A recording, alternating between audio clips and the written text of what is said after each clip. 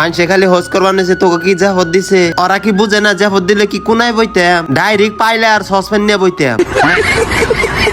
লোকেশ কেমন আছেন আপনারা? আশা করি অনেক ভালো আছো। আজকে মেলা দিন পরে জেফত পাইছি, হে হিসেবে গেতাছি জেফত খাবার নিগে। আর দাঁত কটা দেখতাছুন না একদম ঝিলমিল করতেছে, একদম বালু দেয় আর রেত দেয় ঘষে নিয়ে গেতাছি, জানে আড্ডি মাড্ডি ফাঁকি হয়ে যায়।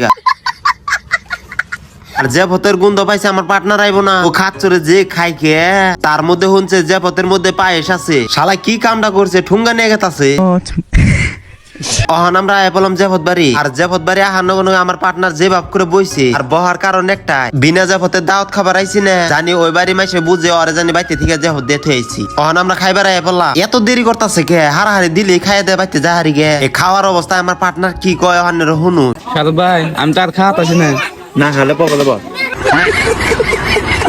আমার খাওয়া দাওয়া শেষ হয় নাই, তার আগে দিয়ে থালি নিয়ে গেল গা, হাতের মধ্যে ঝুল ভরে রয়েছে, হেনে চাটপান নিয়েছে, অনুপায় নাই। আমরা আইছিলাম মানুষ 4 জন, একজন রে তো খাওয়ার অবস্থা বিছরে পাই না, খাচ্ছরে দিয়ে এনে বয়ে রয়েছে, কি কয় হুনুন নানেরা। কিরম খেলে খাইছিল কাল থেকে ভাত খাইছিলাম না। এ আল্লাহর ছবিটা ভালো লাগলে অবশ্যই লাইক আর সাবস্ক্রাইব করে যাবে।